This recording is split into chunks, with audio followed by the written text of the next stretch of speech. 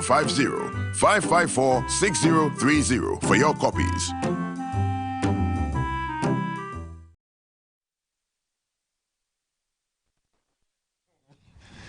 Welcome to ENCORE, the Facebook Live platform on which we discuss all things love, marriage, relationships, sex, and what have you.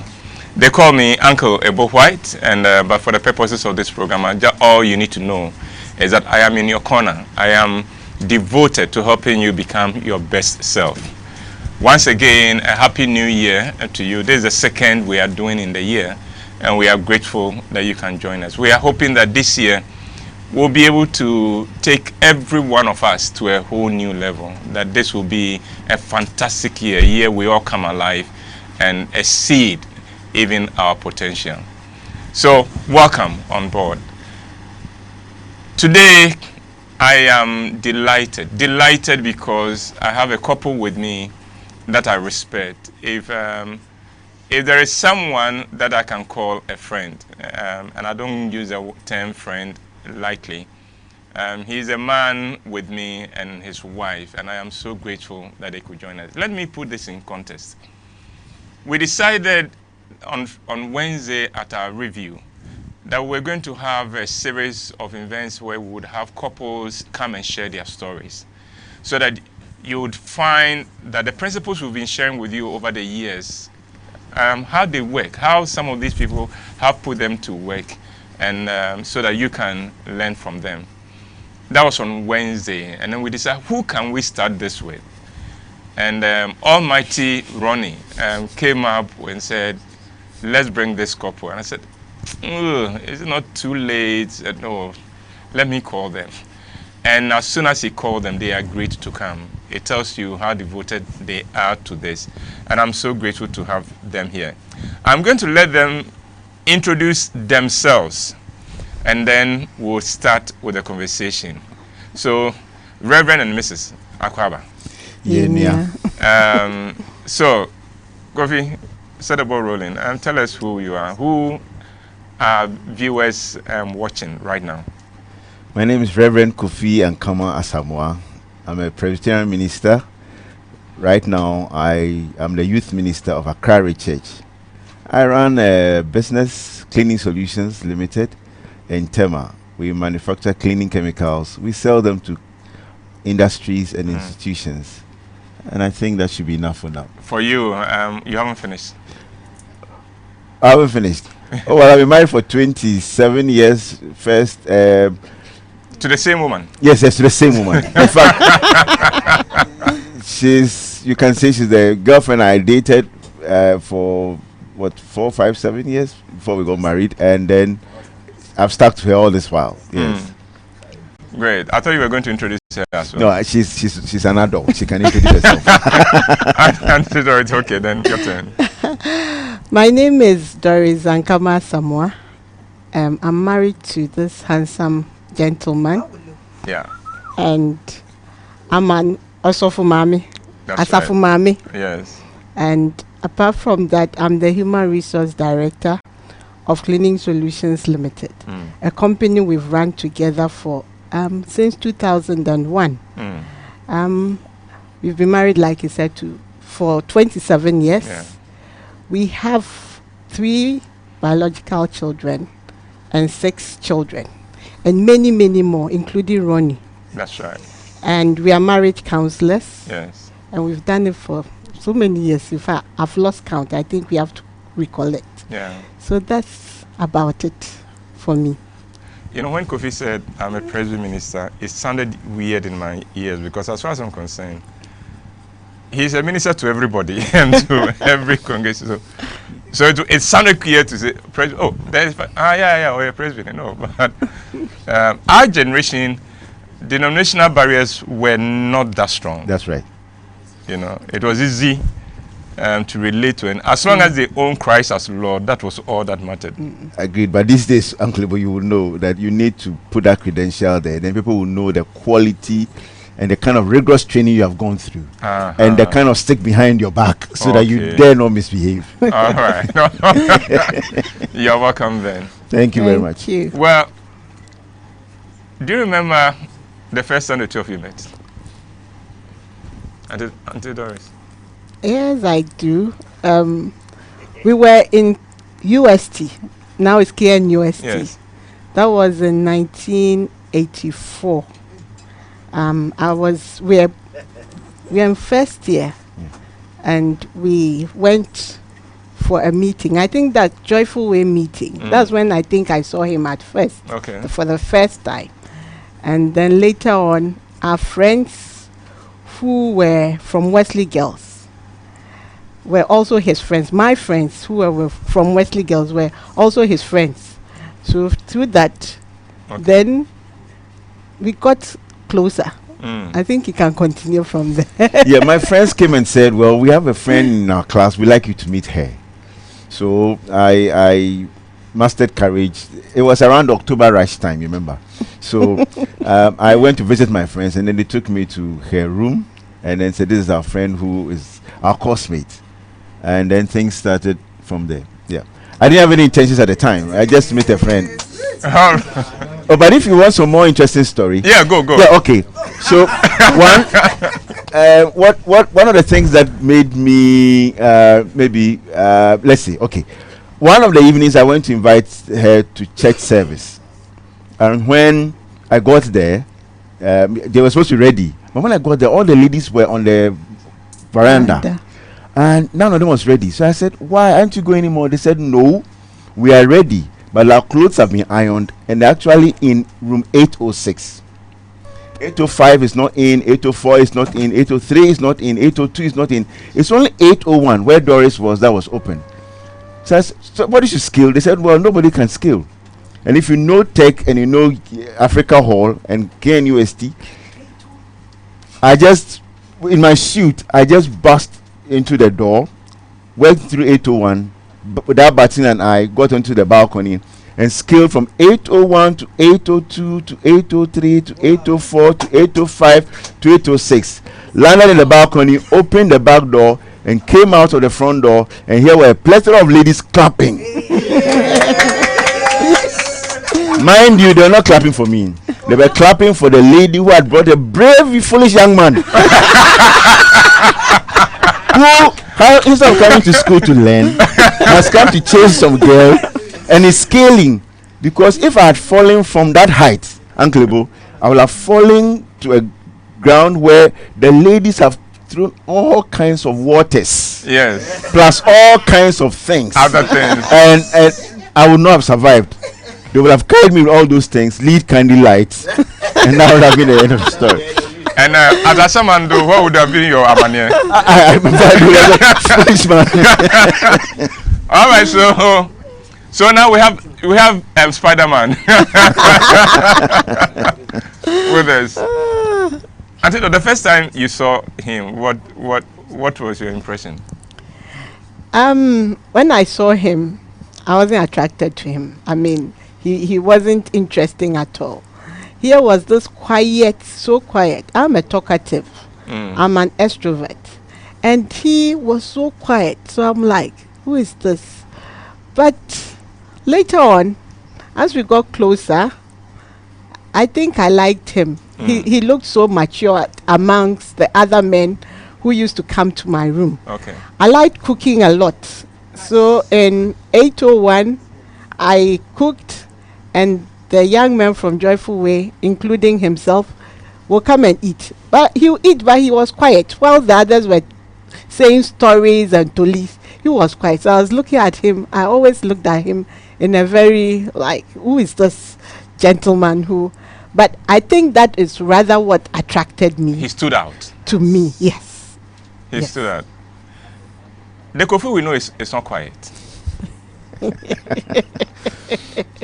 Uncle, but I talk when I have to.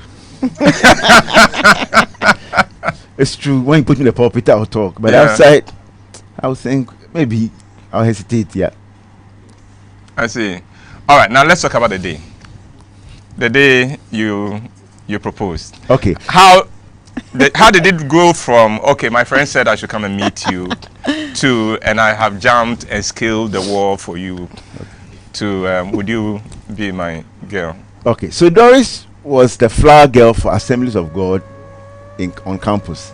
So every Saturday evening, she would go around picking flowers, and then she would go and lay the table, the altar, as it were. And I would go and walk with her. We walked many places on Tech campus trying to look for flowers.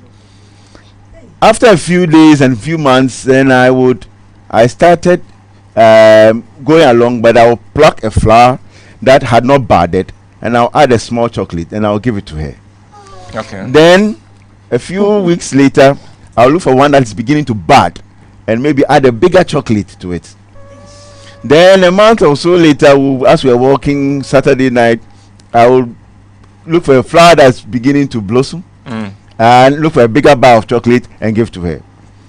So when I thought that our friendship had grown so well that she should have read into whatever I wanted to do. And the science. And the science, yes. And she had been coming along, the cooking and inviting and visiting and all those kind of things.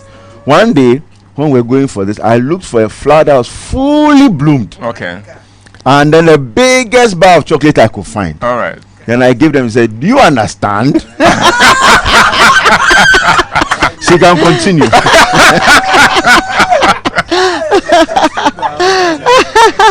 right. Until that day. So it was so obvious. I mean, I like flowers so much, and I like chocolate.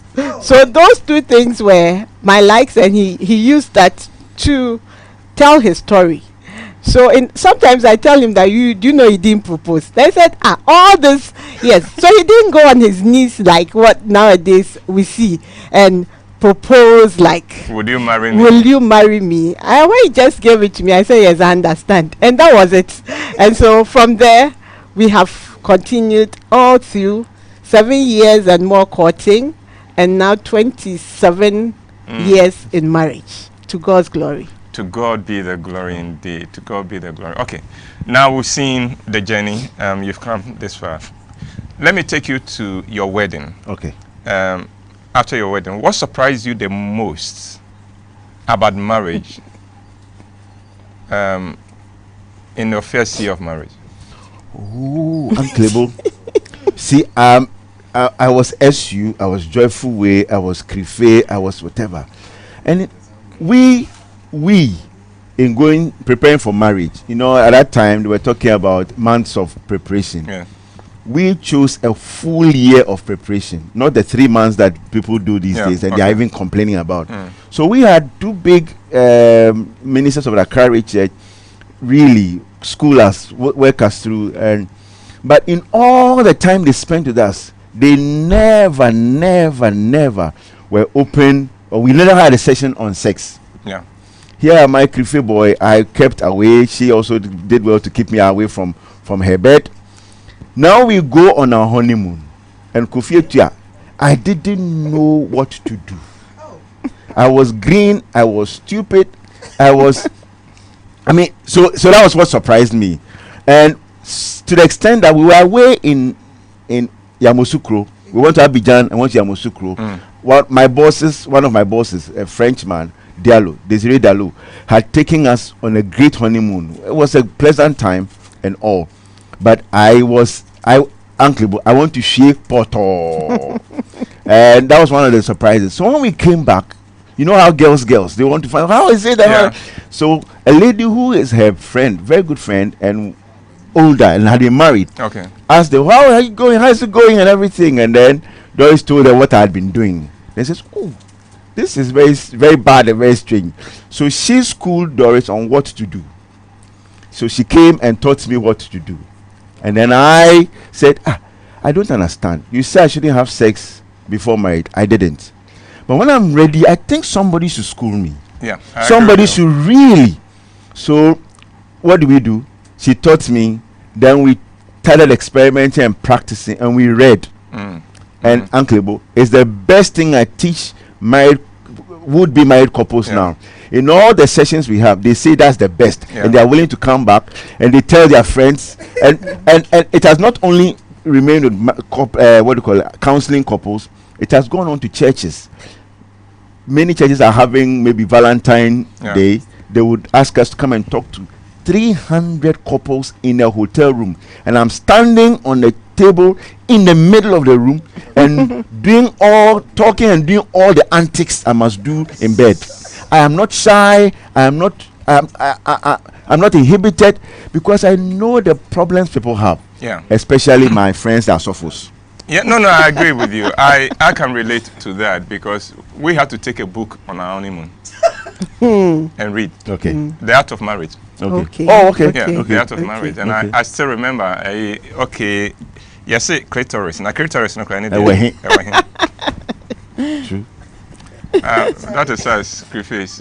We are useless for this. But I prefer thank God we don't say that way. Yeah, we don't, exactly. No, we don't say that way. We don't say that way. No, I think I'm more than a black belt, if you like. We don't say that way. Let me ask you, not then. No, yeah. There we go.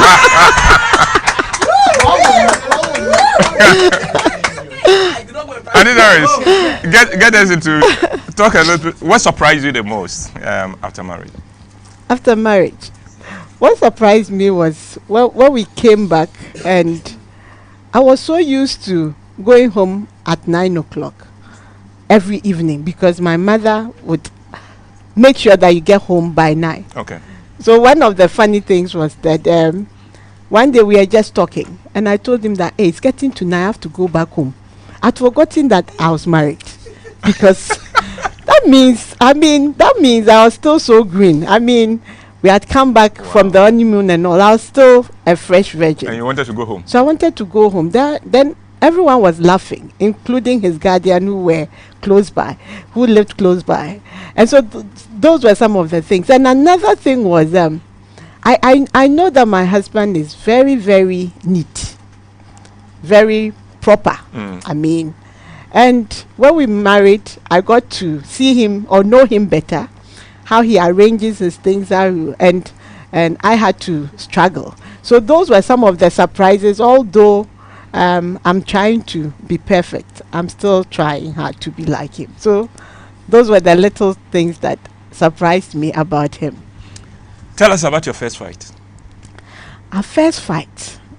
And I'll tell every couple who comes through counseling that if they haven't had any fight or strong disagreement, they are not ready to marry. So they should go back and have that disagreement. I refuse to counsel a couple if they have never had a fight. Good. You must have a fight before you come and tell me you want to marry. Yes. So we had a little disagreement, which became hot. And I was really scared. I mean, I thought that was the end of our relationship. So I went next door complaining to his guardian, Mr. Milslamte of Blessed Mary. Tell him that this is what he's called Ankamah. This is what Ankamah has done. And I was angry, and he was also very angry. So he called us and he talked to us. And we apologized to each other. But after that, then he called me. I thought that he was rebuking his son because he hadn't done well, so I was happy. Like when we go to church and they say, "Are the men there?" Say, "A man more." Then they give it to the men, then the women are happy, then he switches. So now I thought that the case was over. Then this old man sits me down and says, "Doris, sit down." And he really talks to me and gives it to me and warns me that if I don't know, and in future we have any quarrel and I come back reporting his son to him, I will have it. And I'm like, wow. And he says nobody should hear of our fights, because he and his wife have lived for how long? Nobody hears their fights and they settle it. And that was a good lesson I learned. You can have your disagreements, but you should make sure that as much as possible, the two of you solve your disagreements or conflicts behind closed doors. So that was a lesson I learned after the first fight. You remember that fight? I do. And I remember I found my head very heavy going to sit in front of Mr. Muslamti. And he's saying, I mean, all the things he said that calmed us down. And so I still remember that incident. But he did a good job, because he told us that we dare not come to his home with such long faces.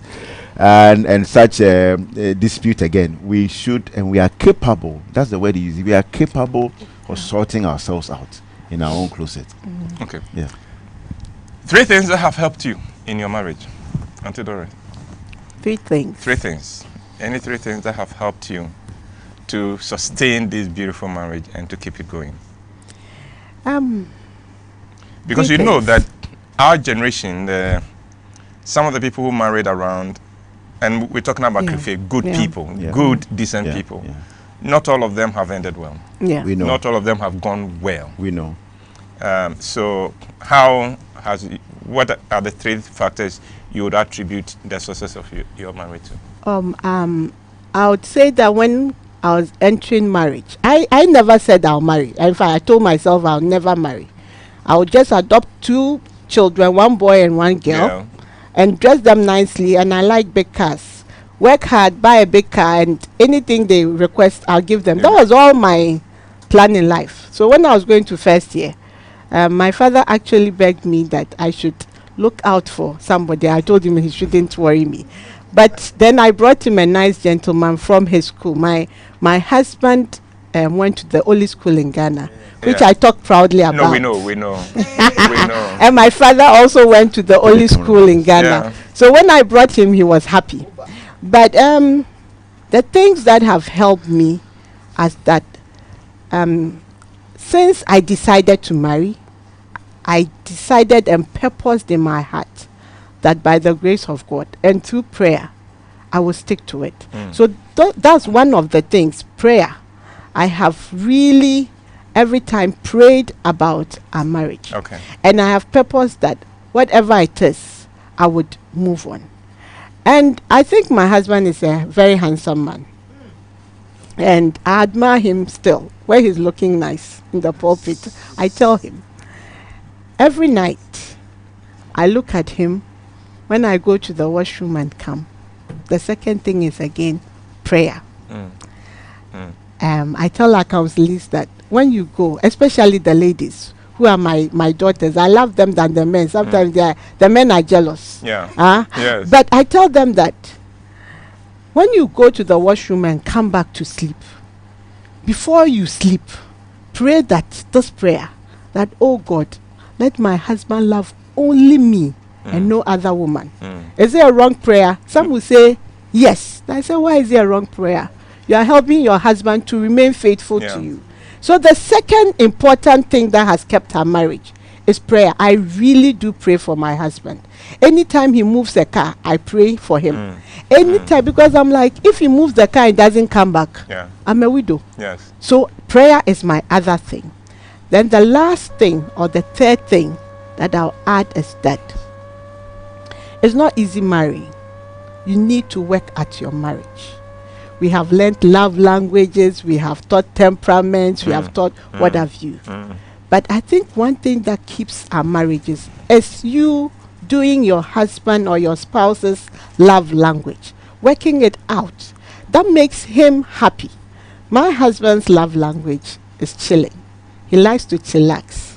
He likes enjoying, okay? Not after working so hard. He likes traveling. He likes quality time.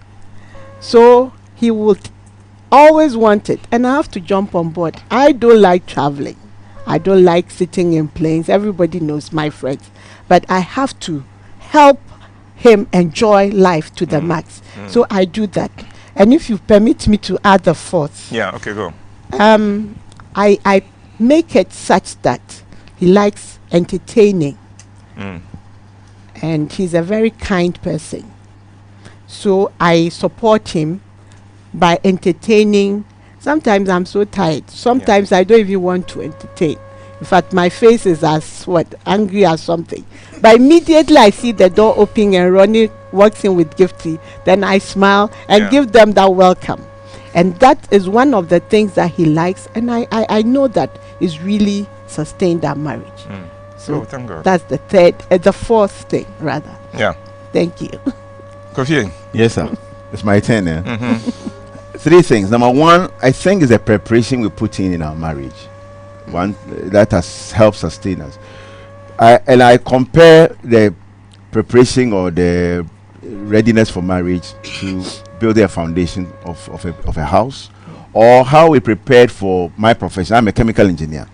The years it took me and things like that. So I thought we should also invest in it. We should invest time in it. That's why we chose 1 full year of counseling and then practicing what we had been taught.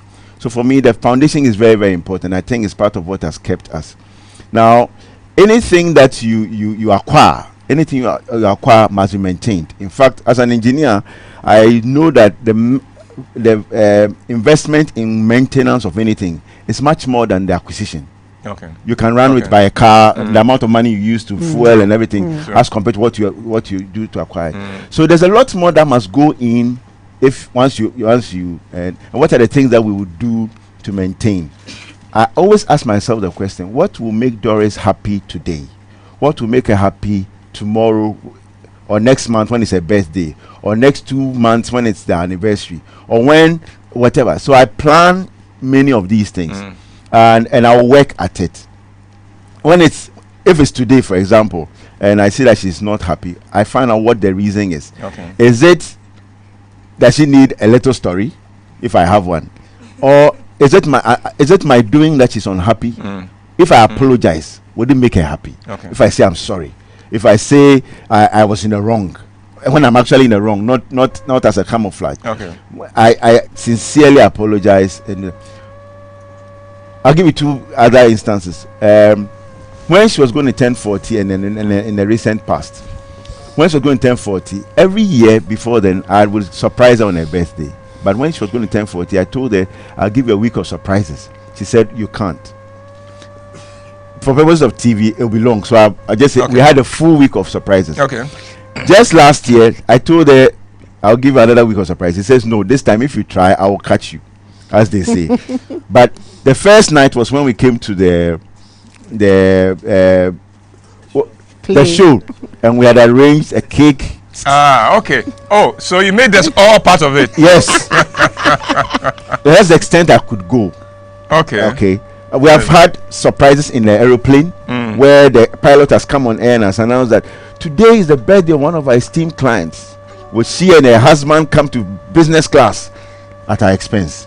And the whole plane was in uproar because I had gone and lobbied the captain and said, today's my wife's birthday. And it was. Wow. Okay. Wow. Yeah. So all those things. So those are things that help maintain. If you are planning what to do to make her happy, when she steps on your toe, you will just hold the toe and say, oh, it doesn't matter, toe. Hold it tomorrow, you'll be fine. And then you go on and make her happy. And of course, when you make anybody happy, they will reciprocate. Oh, they will. Whether it's day or night time, praise the Lord. So that's another one. The third one, which is also an investment, is we make sure we continue to learn or to study. We have other couples who together with, we would learn to improve our marriages. Okay. Whether it is here or we travel outside. We've been outside the country in what we call Weekend to Remember. It's an investment we made in our marriage in all the way to Texas. There's family home care or whatever, home builders. What they do is that they have a weekend in which they teach about marriages and all kinds of things. Our marriage was good, but we learned more. We also met people whose marriages were almost at the verge of divorce, and that same fire helped break their marriage out of the divorce. So we have done that a number of times. We also run what we call the married course. It's a 7-week program in which couples who have been married for at least 2 years would come and learn, and we'll go through various things: communication, commitment, forgiveness, love, all those things again. And as we do this, he who brings the sunshine in people's lives cannot keep it away from his. I know the quality of what you guys put out there. I also know that the group of couples that you surround yourself with, 2 of them have become ministers of this country. Yeah. Former minister and current minister. Yes.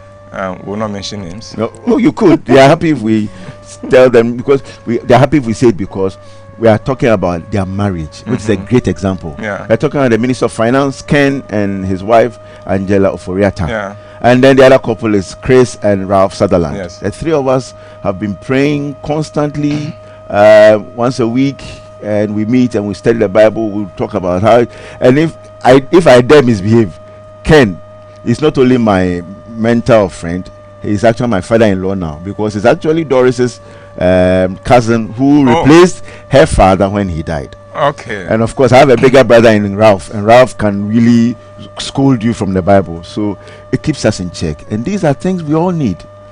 You know, I took over from Ralph as the editor of the Krife magazine. Oh, okay. Yes. Okay. So Ralph and I have that link. Okay. Going back, but I would like you to put the details of how, if a couple wants to avail themselves to this service. Okay. And I'm doing that because I endorse what they are doing. I endorse it because I know them and I know what they put out there, and I believe that it will help everyone. And I think it's a useful thing.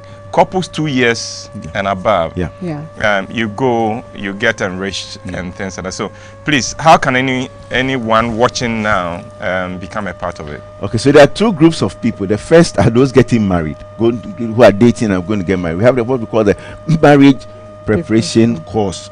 It's a 5-week course. We run it once a quarter in Accra Church, Manet, on the Spintex Road. We would announce it and people will come. The couple have to come.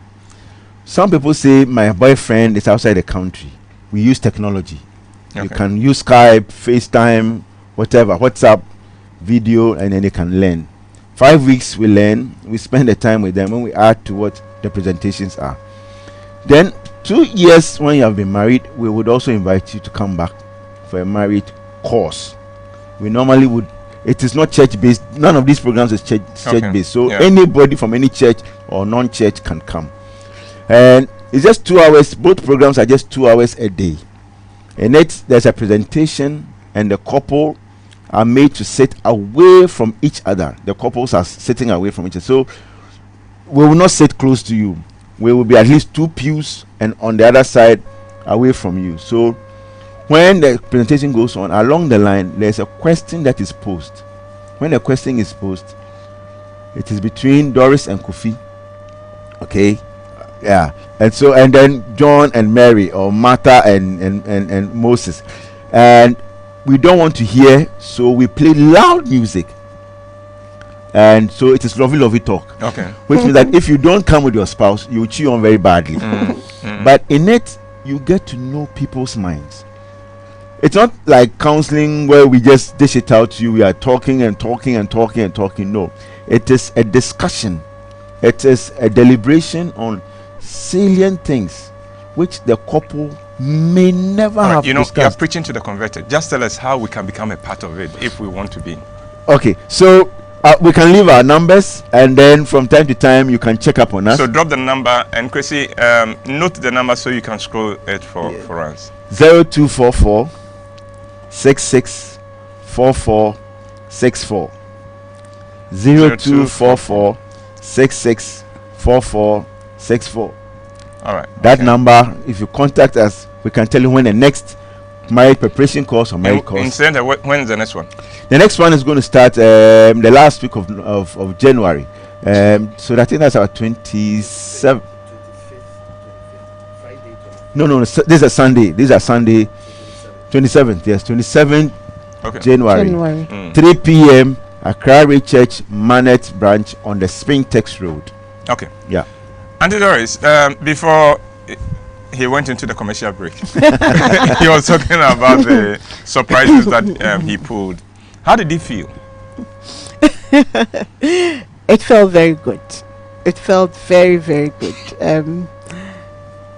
Imagine getting down from the plane and then being met with a bunch of roses, red roses. And I'm like, hey, am I some first lady of... I remember that was his first lady. That's right. And I was elated. It felt very good, and it feels good. I tried to retaliate. And the first one I did, I was so happy.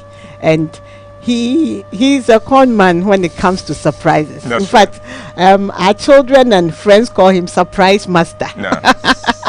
And I pulled one on him, and he himself now he trusted. You trusted. Yes. I agree. Yes. So it's good. It's good. Great. It makes you feel loved, Mm. gives you that confidence, and then you know that you are the most cherished person. So it doesn't make you so unnecessarily jealous. That's right. Yes, because he's told the whole world, like what he did for me at Ankamah Bush That's show. right. I mean, Yes. I didn't expect it. And when we were coming, he just told me, I said, I want to dress casual. He said, no, wear this one. Then put on this belt. I was thinking in my mind that, why is this Why is guy he the- dressing me? But I wanted to look nice because it was like around Christmas. Mhm. Okay, December. And then lo and behold, then we got there and it was all this splashed. And it didn't end there with a cake for me to cut on top. That I'm like, wow. So it's good. It's good. At the end of it, it's very good. Well, we thank God that there's a couple that can speak like this. Quite often, when I share certain principles on this platform, the young people go like, no, this is unrealistic. Now you're hearing a couple that have practiced this and are living it, and we can all learn from that. Incidentally, do we have any questions or something? No. People are just Giving accolades. okay. Oh, they are learning. All right. So, then let's continue with our discussion. Now, I'm going to move away. Oh, let's stay a little bit with you. Raising children. Yep. What lessons have you learned with raising children as a couple? Raising children. I it's one of our, should I say, one of our passions. When I was introducing myself, I said we have 3 biological children and some adopted children. So many adopted children. We decided along the line to bring other children into our homes. Some are our children's friends. Okay. Some are our godchildren. Some are our friends' children. And they actually live with us. Some are children who are not living with us. But we raise all of them. Okay. We support them financially, emotionally, and all that. Raising children is challenging, especially in this age with social media and all that. I mean, you need to monitor them, you need to pray with them. And now that Papa has become Osofo, it's even more challenging because everyone wants to look out for the Osofo's child, That's right. whether you are up there. Yeah. But to the glory of God, we say that all the children we have raised follow Christ seriously, and we can vouch that they are Christians, born again Christians. We raise them in the fear of the Lord. We do devotions, we do family meetings, we have visits, and we are together as a family. We try, and I stress again, try not to not give them the same favors and what they need. Both are biological and adopted ones. children. So it's interesting, but it's challenging. It's not easy at all when you have to support heartbroken children because now you have adult children, and then you have to support children who are now married. By God's grace, our first is married to a foreigner. So we had to travel all the way to South Africa. And we are international in our house. That's right. So raising children is not easy. But with God's help, we have made it. Yes. One of the things that parents should do if they're going to raise their children is to do things together.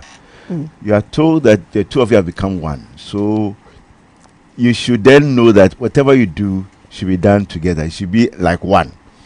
And I take the togetherness beyond just the two of us.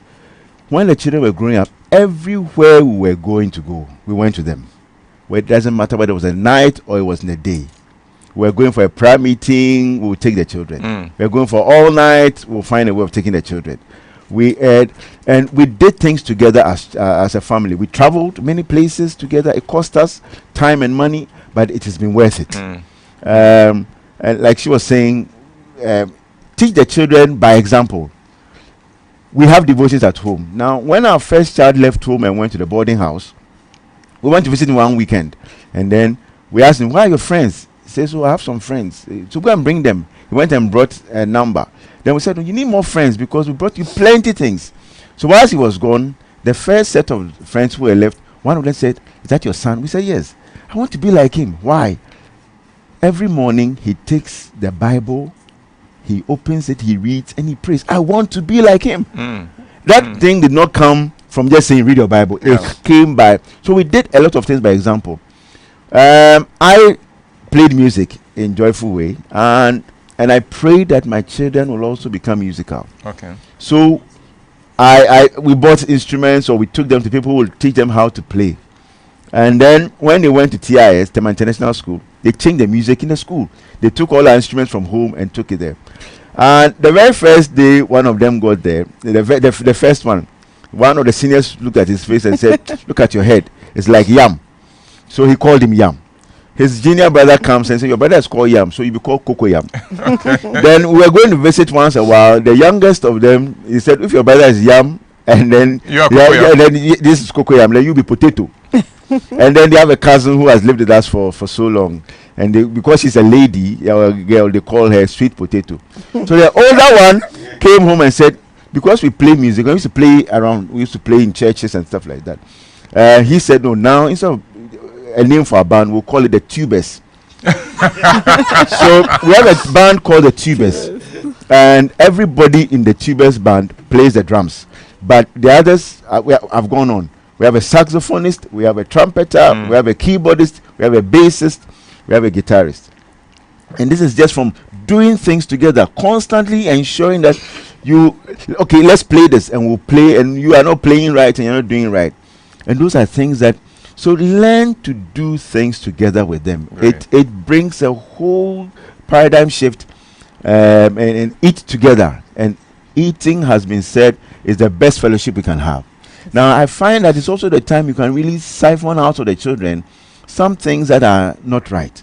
What their friends or peers are teaching them which are not acceptable. That's right. You easily get to know. Yeah. And I'm reading that has saved many people from becoming drug addicts or going to prison or becoming bad children. So for me, doing things together. Let's talk about finance.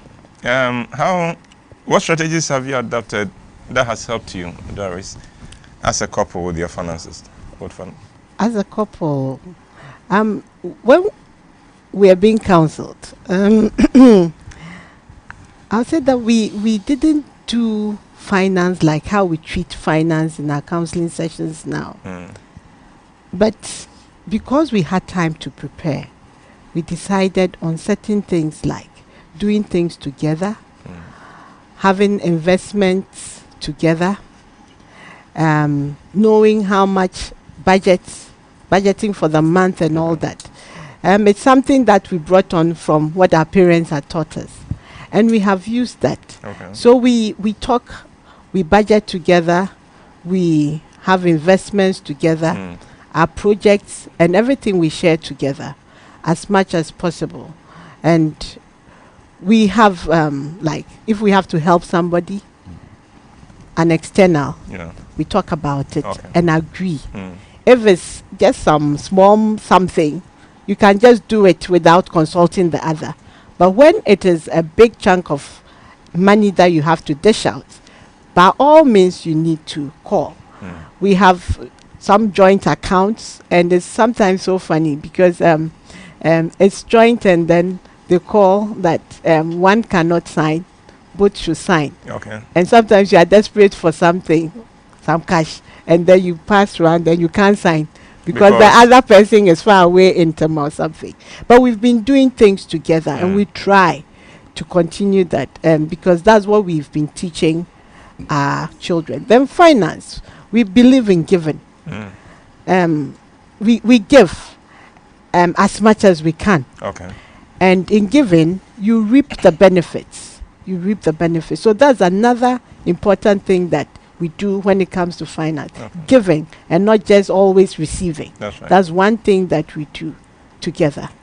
I think Kofi can add on. I always start. Kofi, he will go very fast. Oh no, now Uncle, but just hold on. Okay.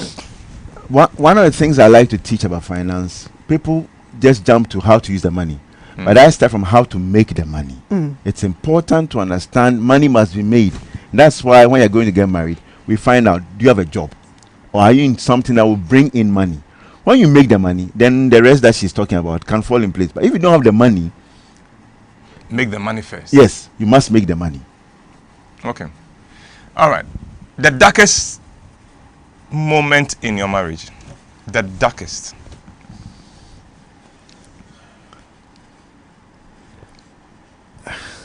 Darkest. In our marriage. In your marriage. I won't say we don't have some. It's like going for an interview and you're asked, what's your weakness? They say, I don't have any weakness. Everyone has a weakness. So by all means, there's a darkest. I would say darkest always in our marriage will be external. When we had some external interference, sometimes from family, and even sometimes from friends. Sometimes it's intentional, sometimes not intentional. But how have we solved it? So we look out for them. I would say that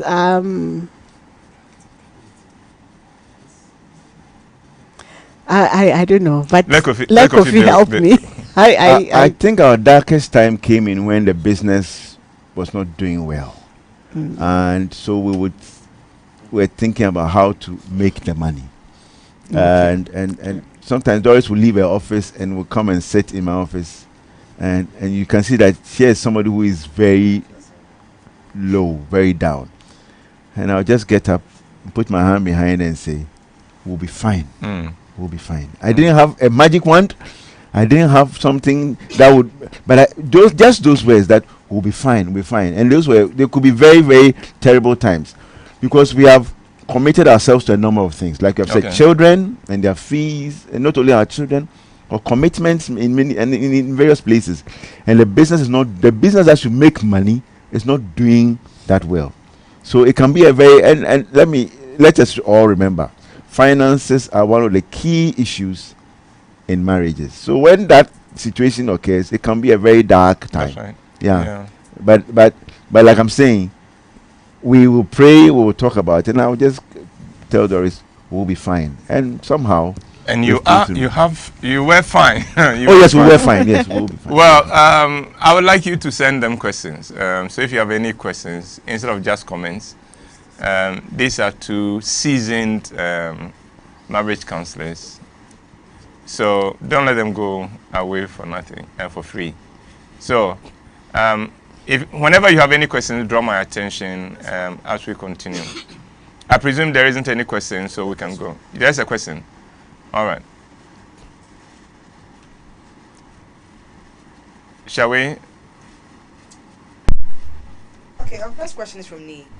Ma'am, please, has there ever been a time you didn't agree to his generous nature? Has there been a time you didn't agree to his generous nature? Yes, several times. And we talk about it, and sometimes he tells me why we should give out. And sometimes he also sees why we shouldn't. So there have been different times. Okay. Yes, but we need to agree. Okay. Sometimes, because he's the head, I would let him decide, and pray that he doesn't run into a ditch. Because if he does, you'll be the one who will have to. Yes, I will just tell him, and we tease him and laugh over it. Yes. Right. Uncle Kofi, please, have you ever shouted on her when she went wrong? Oh yes, I have quite a number of times. Even though I'm not the loud or vocal kind, I have shouted on her sometimes, because sometimes when something have happened, Doris can go on and on and on and on, and then I'll just shout and say, "Will you be quiet?" And then she would be quiet, and then we would talk later and see reason. So I have shouted on her. Yes, I have. Please, do you have anything for singles? In regards to counseling? Any advice? For singles? Lots of things for singles. Okay. Our preparation for marriage should not only be when I found a young man or a young lady and we are going to marry in 2, 3, 4, 5, 6 months. No. Our preparation should start right from our home. I did a course in a school, Akrofi Crystal Institute, and I had to write a thesis. And my thesis was Aware Nhwehwemu. And what it means is that I'm going back to the pastors to find out how our fathers and our forebears married and how they went. And I learned that whilst they were growing, part of the thing that groomed them for marriage was our wholesome entertaining and receiving visitors. Yeah. You don't know the person. The person has come from somewhere. You have to serve.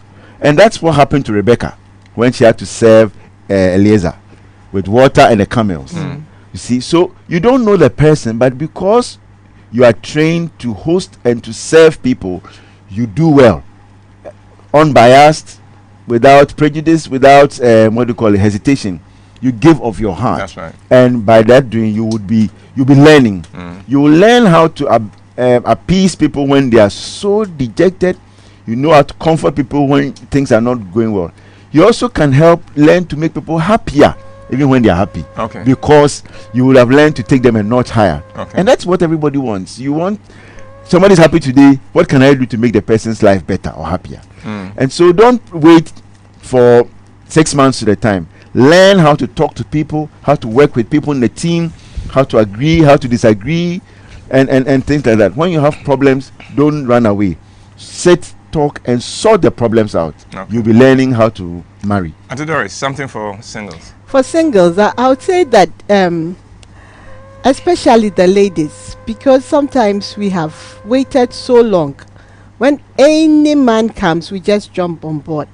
And in our counseling over the years, we've realized that the men really dig us when they're going to marry. They know more about the lady they are going to marry.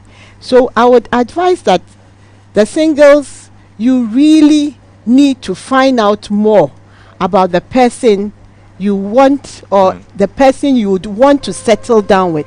And then when you eventually meet that person, find out, go to his home, find out, is he a lazy man? How does he talk to his father? Okay. How does he talk to his mother, his sisters? How he treats his sisters is the same way he'll treat you. If not worse. If not worse. So those are some of the things I really want to.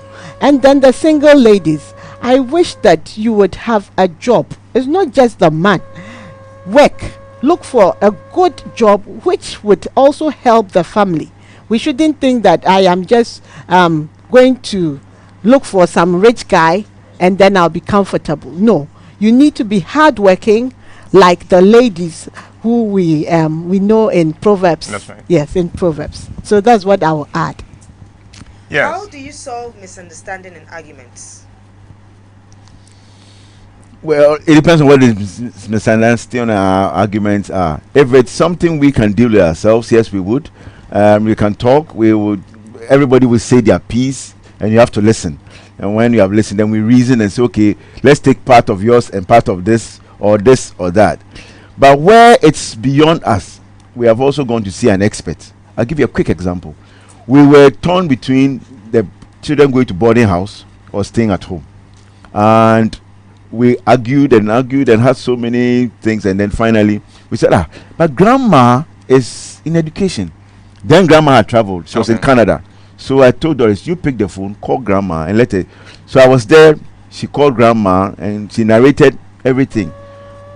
She said, oh, we found this school. It's like this. They are that, like that, and it's a boarding house. And I don't want Naniel to leave now. I want him at home.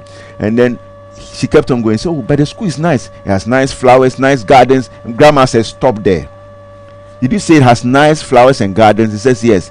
If anybody will invest in a school and take time to do horticulture, garden and flowers very nicely, yes, they will certainly take care of your child. Let him go. It's a strange response, but an expert looking at it gave us a solution, and so it does happen. Yes. All right, our time seems to be running out. We still have a few minutes, but I'd like to spend a few minutes away from your questions. Kofi and Doris, I can tell you that there would be somebody who is listening to you, who is being challenged by your relationship, the beginnings, the progress, the journey so far, the surprises and all that, who are going to say, well, but the things you are sharing are old-fashioned. That they didn't have sex before marrying, old-fashioned.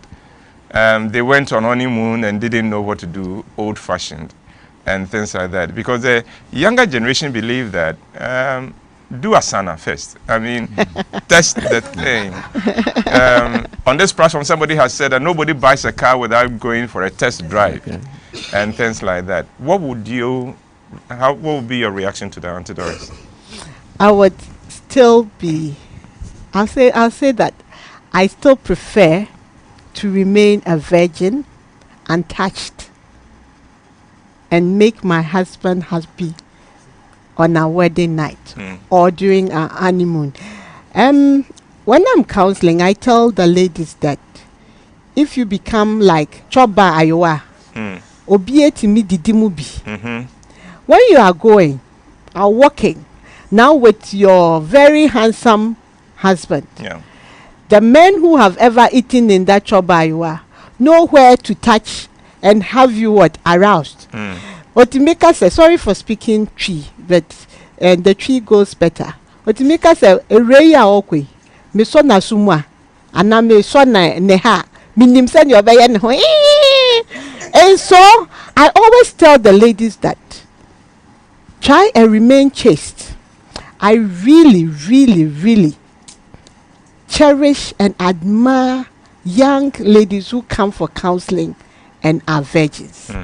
It is the best thing you can give to any man.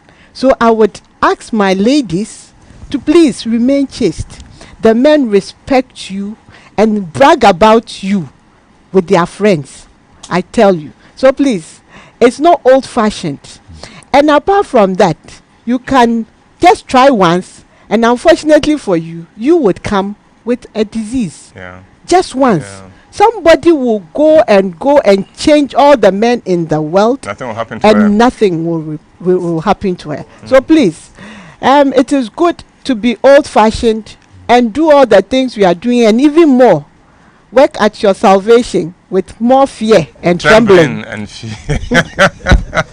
I would always remain old-fashioned, and I'll endorse that. In the corporate world, we have found out that those who come to the interview, for example, well-dressed, shaving clean and all those things, they have turned out to impress the panel much better than those who think that we must have all these chic and modern things. You don't sell yourself well by some of the current things. Old-fashioned has always stood the test of time. It is old-fashioned because it has stood the test of time. And therefore, when you adopt it, you will not go wrong. Because you see, a lot of the things that your peers are holding on to, they would outgrow it in a few years and look back and say that, near Jimmy, we were so misguided. But old-fashioned, that time is not going to come because it is tried and tested. Your final words, please. Doris, let me begin with you. If I start with Dean, I may have to cut him short. But before he speaks, because he will speak long, we may go off as he's speaking, so that he can just speak. So, Auntie, your last words, please. I want to encourage all young people, like I just said, to remain chaste and know that marriage is good. Marriage is enjoyable and one of the best things that can ever happen to you. If you choose wisely, prayerfully, and you do what you are taught, especially during counseling, and what your parents, if they had good marriages, taught you. So remain chaste and look to the Lord. Please, our ladies, do not rush into marriage. God in his own time will make all things beautiful for you. That's what I have to say. Let me surprise Uncle Ibu. All right. Preparation, investments, and maintenance. These three I leave with you. Prepare well, invest in your marriage constantly, and maintain it. You'll be happy. 2019 will be a wonderful year. This is the shortest exhortation Kofi has given. Kofi and Doris, I'd like to thank you very much. You have inspired us. You have shown us a face of marriage that many people have given up on and never thought they would ever see. And it's right here, and it is real, it's authentic, and we are grateful you could share. Grateful that you could put yourselves on the line. So may God continue to sustain you and keep you and bless this marriage. And all that you're doing to help other people's marriages and work, may God bless and breathe fresh life onto all that. Well, we would also want to thank you for staying with us and for investing your time and data to be with us. Next week, God willing, we may bring you another couple. If Kofi and Doris can help us, you would enjoy Ralph and his wife if we can manage it. But whether it is Ralph and his wife or not, there will be a couple here to share. There's a couple who, at one of our shows, it turned out were 52 years old in marriage. Wow. They had been married for 52 years old. We're trying to reach them, and we hope we'll also share with you. So for this month, we're bringing you what I call patterns of success in marriage, so that we can all, because our society this time is telling us that, oh, it's not possible. Good marriages are not possible. Well, they are. We'll show you. So until we come your way again, thank you for joining us and stay blessed. Hello. They call me Uncle WHYTE. I am the CEO of Roman Productions, but I'm also very much committed